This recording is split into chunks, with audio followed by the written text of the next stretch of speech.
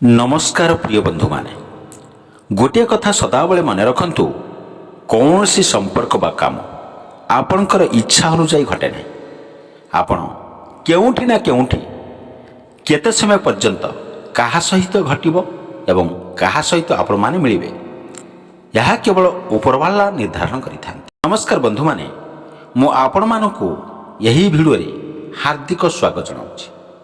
आजिर एही ज्योतिष अधिवेशन रे केउं विषय उपरे आधारित अछि ता आपण माने थंबनेल देखि निश्चित रूप से जानि पारिथिबे। कर्म फलदाता शनिदेव 2025 मसीह रे बड़ परिवर्तन करिवे। 29 मार्च 2025 रे शनिदेव कुंभ राशि मीन राशि रे प्रवेश करिवे एवं 2.5 वर्ष पर्यंत सेठी रहिबे। यार अर्थ जे कुंभ राशि पई यही शनि परिवर्तन फल बड़ फल आनी पारंती। शनि सेकेंड हाउस रे प्रवेश करिवे। सेकेंड हाउस कौन सी विषय सह मध्य जड़ित यार प्रभाव किपरि पड़िबो एवं शनि 7.5 तृतीय चरण बा थर्ड फेज आरंभ करिबो यह आपनक जीवन रे किपरि प्रभाव पकाइबो ताहा मु एही वीडियो माध्यम रे डिटेल्स कहिबी। यही परिवर्तन कुंभ राशि पई केमिति रहिबो एवं केउ पक्षरु शुभ आसीबो एवं केउ पक्षरु अशुभ हेबो एवं यार अतुट उपाय कौन रही यार प्रतिकार कौन रहिबो एवं आपण केउ केउ प्रतिकार कले आपण मानकर समस्त कार्य सफल रहिबो। आसंतु जानिबा एही महापरिवर्तन को नै स्वागत जनाउछि मित्र माने। एही कार्यक्रम जन्म राशि एवं चंद्र राशि उपरे आधारित। आसंतु आमे जानिबा जे कुंभ राशि रे शनि राशि परिवर्तन 2025 रे केमिति प्रभाव पकाई। कुंभ राशि अर्थात आपणकर जन्म राशि उपरे दृष्टिपात कले शनि 29 मार्च 2025 रे आपणकर द्वितीय भाव रे प्रवेश करिवे। यार फलस्वरूप शनिकर दृष्टि आपणकर चतुर्थ भाव अष्टम भाव एवं एकादश भाव उपरे पड़िबो। शनि स्वयं द्वादश भाव एवं प्रथम भाव रे अधिपति अटंती। सबुठु आगरे आपनको यही कथा कहिबी जे जेतेबेले शनि कुंभ राशि निलंबित हेबे तेबे आपणकर मन उपरु सबु प्रकार टेंशन सबु प्रकार बर्डन हटि जिवो। कारण आपण जानती कि 7.5 अर्थ कौन एवं यही समय केउं ग्रह सबुठु अधिक कमजोर हो जाए। यही समय चंद्र उपरे सबुठु अधिक प्रभाव पड़े। जेतेबेले शनि चंद्र राशि पछरे अस्तित्व देइथांती सेथिरे आपण माने जानि परिबे जे शनि 7.5 लागि जाइଥାଏ। शास्त्र कहा जाइछि जे चंद्रमांक सबुठु बड़ शत्रु हेउचंती शनि। चंद्रमा मन एवं भावना एवं कल्पना चिंताधारा को एक मानसिक स्थिरतार कारक। जेतेबेले 7.5 लागे सेतेबेले चंद्रमा सबुठु अधिक पीड़ित होती। विशेषकर 7.5 द्वितीय पर्याय बा सेकेंड फेज अत्यंत गुरुत्वपूर्ण हुए। कारण यही अवधि रे शनि एकदम चंद्रमांक सह रही सेमानक उपरे उपर्याप्त प्रभाव पकाई थांती। जेतेबेले यही गोचर शेष होउची एवं शनि चंद्रमारु निलंबित होउचंती ता परिणाम आपनकर मानसिक स्वास्थ्य उपरे स्पष्ट भाव प्रभाव पकाइबो। आपण जो अत्यधिक स्ट्रेस रहउचंती चिंता करूचंती एवं बहुत चिंतित अनुभव करूचंती सेगुड़िक धीरे धीरे ह्रास पाइबो।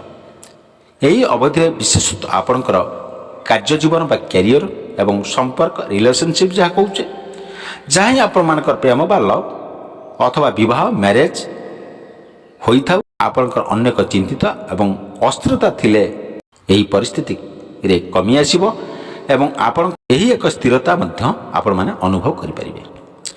चंद्रमा मातृभाव र प्रतिनिधि करंती। तेणु यही अवधि आपणकर माँ को मध्य अनेक स्ट्रेस आसीबो एवं अस्थिरता आसीबो एवं पारिवारिक चिंता मध्य तांको ऊपर पड़िबो। गत 2.5 वर्ष ध्यान रे रखी आपण देखि परिबे जे परिवार रे किछि ना किछि चिंता रहउछि किछि ना किछि प्रॉब्लम रहउछि। किंतु वर्तमान जेतेबेले शनि चंद्रमा निष्कासित हेबे बा निलंबित हेबे यही अस्थिरता कमी आसीबो एवं आपणकर एक संतुष्ट एवं शांत आपण माने अनुभव करि परिबे। शनि जेतेबेले द्वितीय भाव रे प्रवेश करिवे तेबे तृतीय चरण आसीबो। ମୁଁ ସବୁବେଳେ ଆପଣମାନଙ୍କୁ କହିଛି ତୃତୀୟ ଚରଣ ଅଳ୍ପ ସଙ୍କଟପୂର୍ଣ୍ଣ ହୋଇଥାଏ, କିନ୍ତୁ ଏହି ପର୍ଯ୍ୟାୟ ଆମକୁ ଅନେକ କିଛି ଜ୍ଞାନ ଦେଇଥାଏ। ଏଠି ସବୁଠୁ ମୁଖ୍ୟ ଯେ ଆର୍ଥିକ ଦୃଷ୍ଟିକୋଣରୁ ଦେଖିଲେ ବ୍ୟବସାୟ କରୁଥିବା ବ୍ୟକ୍ତିମାନେ ଦ୍ରୁତ ଉନ୍ନତି ଲଭିବେ ଏବଂ ଶନିର ରାଶି ପରିବର୍ତ୍ତନ ଦ୍ୱାରା ଆର୍ଥିକ ଗତିଶୀଳତା ଆସିବ। ସେମାନଙ୍କର ଅଗ୍ରଗତି ରୋକି ଯାଉଥିଲେ କିମ୍ବା ଋଣରେ ଜଡ଼ିତ ହେଉଥିଲେ ସେମାନେ ଏହି ପରିବର୍ତ୍ତନରୁ ଉଦ୍ଧାର ପାଇପାରିବେ। ତୃତୀୟ ଚରଣ ହେଉଥିଲେ ମଧ୍ୟ ଏହି ପର୍ଯ୍ୟାୟ ଦ୍ୱିତୀୟ ଏବଂ ପ୍ରଥମ ଚରଣ ତୁଳନାରେ ଉନ୍ନତି ରହିବ। କିନ୍ତୁ କିଛି ଜିନିଷ ରହିଛି ଯାହାର ଦାନ ଦେବା ଅତି ଆବଶ୍ୟକ। ଯେତେବେଳେ ଶନି ଦ୍ୱିତୀୟ ଭାବରେ ପ୍ରବେଶ କରିବେ ତେବେ ଆପଣ ମଦ୍ୟପାନ, ନିଶା, ଅନ୍ୟାନ୍ୟ ଅସଦାଚରଣ ଜିନିଷରୁ ଦୂରେଇ ରହିବା ଉଚିତ। ଏହି ଅଭ୍ୟାସ ଆପଣମାନଙ୍କ ପାଇଁ ହାନିକାରକ ହୋଇପାରେ। ଦ୍ୱିତୀୟ ଭାବରେ ଆପଣଙ୍କର ବାଣୀ ଏବଂ ଆର୍ଥିକ ସ୍ଥିତି ସହ ଜଡ଼ିତ ଥାଏ। ତେଣୁ ଏହି ସମୟରେ ଆପଣଙ୍କର ଉଚିତ ହେଉଛି ନିଜ ବାଣୀ ଉପରେ ନିୟନ୍ତ୍ରଣ ରଖନ୍ତୁ। ଆପଣ ଜ୍ଞାନୀ ଏବଂ ସମଝଦାର ହେଲେ ମଧ୍ୟ ଯଦି ଅନୁଚିତ କିଛି କଥା କହିବେ ମିତ୍ରମାନେ ମଧ୍ୟ ଆପଣମାନଙ୍କର ଶତ୍ରୁ ହୋଇପାରନ୍ତି। ଏହି କାରଣରୁ ଆପଣଙ୍କ ଉଚିତ ହେଉଛି ନିଜ ବାଣୀକୁ ଯଥାସମ୍ଭବ କଣ୍ଟ୍ରୋଲ କରନ୍ତୁ। ଏହି ପ୍ରକ୍ରିୟା ଆପଣମାନଙ୍କ ପାଇଁ ଉନ୍ନତିକାରକ ମଧ୍ୟ ହେବ। ପୂର୍ବରୁ ଆପଣମାନଙ୍କର ଜୀବନ ଜୀବିକା ଉପରେ ଶନିଙ୍କର ଦୃଷ୍ଟି ଥିଲା, ଦାୟିତ୍ୱ ଥିଲା ଏବଂ କାମ ମଧ୍ୟ କରୁଥିଲେ, କିନ୍ତୁ ଯେ ପରିଣାମ ମିଳିବା ଉଚିତ ସେହି ପଜିଟିଭ ଫଳ ମିଳୁନଥିଲେ, କିନ୍ତୁ ବର୍ତ୍ତମାନ ଏହାର ସଠିକ ପରିଣାମ ଦେଖିବାକୁ ମିଳିବ। ଏଠି ଥିଲେ ଏବଂ ଦଶମ ଦୃଷ୍ଟି ଦ୍ୱାରା ଆପଣଙ୍କର ଦଶମ ଭାବକୁ ଦେଖୁଥିଲେ, ଯାହା କାର୍ଯ୍ୟରେ ବାଧା ସୃଷ୍ଟି କରୁଥିଲେ। ଅଧିକ ପରିଶ୍ରମ, ଅଧିକ ଦୌଡ଼ଧାପଡ଼ ହେଉଥିଲା ମଧ୍ୟ ତଥାପି ଯଥାଯଥ ଫଳ ମିଳୁନଥିଲା। ଯେଉଁମାନେ ଚାକିରି ଖୋଜୁଥିଲେ ସେମାନେ ଇଣ୍ଟରଭ୍ୟୁ ଦେଉଥିଲେ କିନ୍ତୁ ବିଫଳତା ହେଉଥିଲା ଏବଂ କଲ୍ ଆସୁନଥିଲା, କିନ୍ତୁ ଭଲ ପରିଣାମ ମଧ୍ୟ ମିଳୁନଥିଲା। ଅନେକ ଉଦ୍ୟମ କରିବା ସତ୍ତ୍ୱେ ବଞ୍ଚିତ ମଧ୍ୟ ହେଉଥିଲେ। ଏବେ ଯେତେବେଳେ ଶନିଙ୍କର ଦୃଷ୍ଟି ଏଠାରୁ ହଟିଯିବ ତେବେ ଜୀବନ ଜୀବିକା ଏବଂ ନୂଆ ସୁଯୋଗ ଏବଂ ସ୍ଥିରତା ଆସିବ। ଯେଉଁମାନେ ଚାକିରି ଖୋଜୁଛନ୍ତି ସେମାନଙ୍କ ପାଇଁ ଏହା ମଧ୍ୟ ବହୁତ ଉତ୍ତମ ସମୟ ରହିବ। ବିଶେଷ କରି 14 ଏପ୍ରିଲ ମଧ୍ୟ ଅଗଷ୍ଟ ପର୍ଯ୍ୟନ୍ତ ଏହା ଅତି ଉତ୍ତମ ସମୟ ରହିବ। ଏହି ସମୟରେ ଅବଧିରେ ସୂର୍ଯ୍ୟ ଉଚ୍ଚ ଥିବାରୁ ଧୀରେ ଧୀରେ ଅଗ୍ରସରତା ଏବଂ ଭଲ ପରିଣାମ ଦେଖିବାକୁ ମିଳିବ। ଏହି ମାସ ଆପଣଙ୍କର ଚାକିରି ଲାଗିବା ପାଇଁ ଅତ୍ୟନ୍ତ ଭଲ ସମୟ ଅଟେ। ଏବେ ଶନି ଦେବଙ୍କର ଦୃଷ୍ଟି ଆପଣଙ୍କର ଅଷ୍ଟମ ଭାବରେ ପଡ଼ିବ। ଯଦି କିଛି ଛାତ୍ରଛାତ୍ରୀ ସୂଚନା ନୂତନ କିଛି କରିବା ଏବଂ ବଡ଼ କିଛି କରିବାକୁ ଚାହୁଁଛନ୍ତି, ତେବେ ଶିକ୍ଷାର କିଛି ପରିବର୍ତ୍ତନ କରିବାକୁ ଚାହୁଁଛନ୍ତି, ତେବେ ଏହି ସମୟରେ ଅତ୍ୟନ୍ତ ଉପଯୁକ୍ତ ରହିବ। ଶନି ଅଷ୍ଟମ ଭାବରେ ରହିଥିବାରୁ ଆପଣଙ୍କର ନୂତନ କିଛି ଆରମ୍ଭ କରିପାରିବେ। ଯଦି ଆପଣ MA, PhD ଏବଂ ଅନ୍ୟ କୌଣସି ଉଚ୍ଚଶିକ୍ଷା ଗ୍ରହଣ କରିବାକୁ ଚାହୁଁଛନ୍ତି, ଏହି ସମୟ ପାଇଁ ଆପଣଙ୍କ ପାଇଁ ଉପଯୁକ୍ତ ରହିବ। ଆପଣ ବିକଳ୍ପ ଜ୍ଞାନ ଏବଂ ଗମ୍ଭୀର ଅଧ୍ୟୟନ କିମ୍ବା ଆଧ୍ୟାତ୍ମିକତା ଦିଗରେ ମଧ୍ୟ ଅଗ୍ରଗତି କରିପାରିବେ। ଏହା ଆପଣଙ୍କ ଜୀବନରେ ଗୁରୁତ୍ୱପୂର୍ଣ୍ଣ ପରିବର୍ତ୍ତନ ଆଣିପାରେ। କିନ୍ତୁ ଶନି ଅଷ୍ଟମ ଭାବରେ ରହିବାରୁ ଏକ କଥା ଦୃଢ଼ ଭାବେ ମନେ ରଖିବା ଉଚିତ, ଯାନ ଚଳାଇବା ସମୟରେ ବିଶେଷ ସତର୍କତା ଅବଲମ୍ବନ କରନ୍ତୁ। ଅତ୍ୟଧିକ ଆତ୍ମବିଶ୍ୱାସ ଏବଂ ଅଚେତନତା ଦ୍ୱାରା କ୍ରୋଧ ଏବଂ ଅବୁଝା ଆଚରଣ ଆପଣଙ୍କ ପାଇଁ କ୍ଷତିକାରକ ହୋଇପାରେ ଏବଂ ଜଲ୍ଦିବାଜି କରନ୍ତୁ ନାହିଁ। ଏସବୁ କାମ କରିବା ଭାବିଚିନ୍ତି ମଧ୍ୟ କରିନିଅନ୍ତୁ। କୌଣସି କାମ କରିବା ପୂର୍ବରୁ 100 ଥର ଆପଣମାନେ ଭାବନ୍ତୁ। ଯଦି ଶନି ଅଷ୍ଟମ ଭାବରେ ଅଛନ୍ତି ତଥାପି ଆପଣଙ୍କ କ୍ୟାରିୟର, ଶିକ୍ଷା ଏବଂ ବିବାହିତ ଜୀବନରେ କୌଣସି ଗୁରୁତ୍ୱପୂର୍ଣ୍ଣ ସ୍ୱପ୍ନପୂର୍ଣ୍ଣ ପରିବର୍ତ୍ତନ ଆସିପାରେ, ଯାହା ଆପଣଙ୍କ ପାଇଁ ଅତ୍ୟନ୍ତ ଲାଭଦାୟକ ହେବ। କ୍ୟାରିୟର ମଧ୍ୟ ଅତ୍ୟନ୍ତ ଭଲ ଫଳ ମିଳିବ। ଯେଉଁ କୌଣସି କାର୍ଯ୍ୟ ତୁମେ କରୁଛ, କର୍ପୋରେଟ୍ କିମ୍ବା ସରକାରୀ କ୍ଷେତ୍ରରେ କାମ କରୁଥିଲେ ମଧ୍ୟ ଏହି ତୃତୀୟ ଚରଣରେ ମଧ୍ୟ ତୁମେ ଉତ୍ତମ ଫଳ ଦେଖିପାରିବେ। କାର୍ଯ୍ୟ ସମ୍ବନ୍ଧୀୟ ଯେଉଁ ଚିନ୍ତା ଏବଂ ଯେଉଁ ଚିନ୍ତା ଏବଂ ଦଣ୍ଡିତ ହେଉଥିଲେ ତାହା ମଧ୍ୟ ଠିକ୍ ହୋଇଯିବ। ଶନିଦେବଙ୍କର ଦୃଷ୍ଟି ତୁମର 11ତମ ଭାବ ଉପରେ ପଡ଼ିବ, ଯେଉଁଠି ଆୟ, ଲାଭ ଏବଂ ଇଚ୍ଛା ସମ୍ପୂର୍ଣ୍ଣ ହୋଇଛି।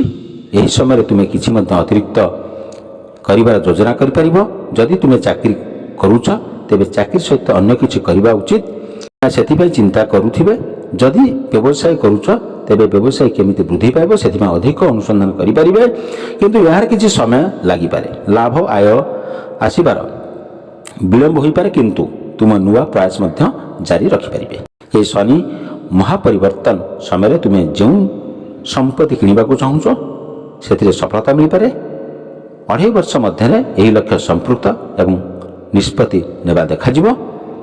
ଶନିଦେବ ଦୃଷ୍ଟି ଦ୍ୱିତୀୟ ଭାବ ଏବଂ ପରିବାର ଭାବ କୁହାଯାଏ। ଉପରେ ଥିବା କାରଣରୁ ତୁମେ ପରିବାର ପ୍ରତି ଗମ୍ଭୀର ହେବେ ଏବଂ ପରିବାର ଅଧିକ ସମୟ ବିତାଇବେ ଏବଂ ସେମାନଙ୍କ ପାଇଁ ଅନ୍ୟ କିଛି କରିବେ। କିନ୍ତୁ କେତେକ ସମୟରେ ବିରୋଧ ବା ଖଣ୍ଡନ ଦେଖିବାକୁ ମିଳିପାରେ। ତଥାପି ତୁମେ ପରିବାରର ପ୍ରତି ଅଧିକ ଦାୟିତ୍ୱପୂର୍ଣ୍ଣ ଭାବେ ଚିନ୍ତା କରିବ। ସନ୍ତାନ ଯୋଜନା ପାଇଁ ମଧ୍ୟ ଏହା ଅତ୍ୟନ୍ତ ଶୁଭ ସମୟ ରହିବ। 15 ମଇ ପରେ ବୃହସ୍ପତି ପଞ୍ଚମ ଭାବରେ ରହିବା ଦ୍ୱାରା ସନ୍ତାନ ସମ୍ବନ୍ଧୀୟ ଅନ୍ୟ ଏକ ଅନୁକୂଳ ପରିଣାମ ଦେଖାଯିବ। ଏହି ଶନି ମହାପରିବର୍ତ୍ତନ ସମୟରେ କୌଣସି ଉପାୟ କରିବା ଉଚିତ।